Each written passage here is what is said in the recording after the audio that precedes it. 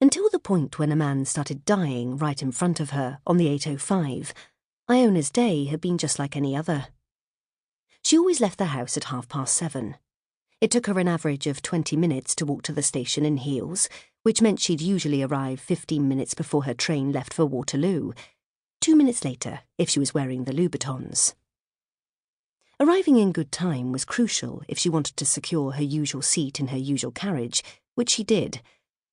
While novelty was a wonderful thing when it came to fashion or film or even patisserie, it was not welcome on her daily commute.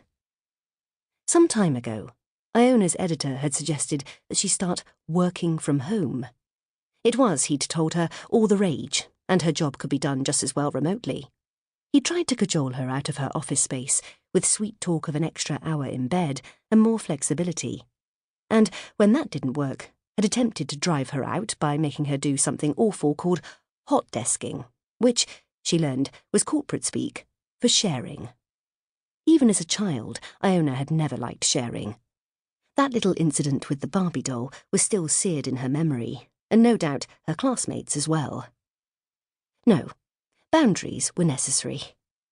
Luckily, Iona's colleagues quickly became familiar with which was her preferred desk, and it morphed from hot to decidedly frigid. Iona loved going into the office. She enjoyed rubbing shoulders with all the youth, who taught her the latest lingo, played her their favourite new tracks, and told her what to watch on Netflix. It was important to keep at least one finger plugged into the zeitgeist, especially in her profession. B, bless her, wasn't much help on that front. She wasn't, however, looking forward to today very much. Her latest editor had scheduled a 360-degree appraisal, which sounded altogether too intimate. At her age, 57, one didn't like to be appraised too closely, and certainly not from every angle. Some things were best left to the imagination, or not thought about at all, to be honest. Anyhow, what did he know? Much like policemen and doctors, her editors seemed to get younger and younger with each passing year.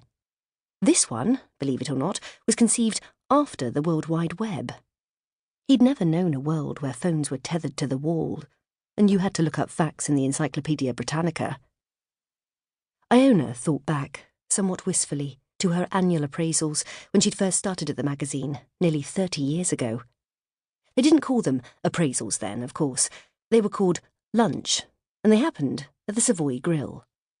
The only downside was having to politely remove her editor's fat, sweaty hand from her thigh on a regular basis, but she was quite adept at that. And it was almost worth it for the sole meunière, deftly detached from the bone by a subservient waiter with a French accent, and washed down with a chilled bottle of Chablis. She tried to remember the last time someone, other than B, had attempted to grope her under a table, and couldn't. Not since the early 90s, in any case. Iona checked her reflection in the hall mirror. She'd gone for her favourite red suit today, the one that shouted, "I mean business, and don't even think about it, mister." "Lulu," she called, only to discover the French bulldog already sitting right by her feet, ready to go. Another creature of habit. She leaned down to attach the lead to Lulu's hot pink collar, studded with diamante, spelling out her name. B didn't approve of Lulu's accessories. "Darling, she's a dog, not a child," she'd said on numerous occasions. Iona was quite aware of that. Children these days were rather selfish, lazy and entitled, she thought. Not like darling Lulu at all. Iona opened the front door and called up the stairs, as she always did. "Bye-bye, B. I'm off to the office. I'll miss you." The advantage of boarding the train at Hampton Court was that it was the end of the line, or the beginning, depending, of course, on which way you were travelling. There was a life lesson there, thought Iona.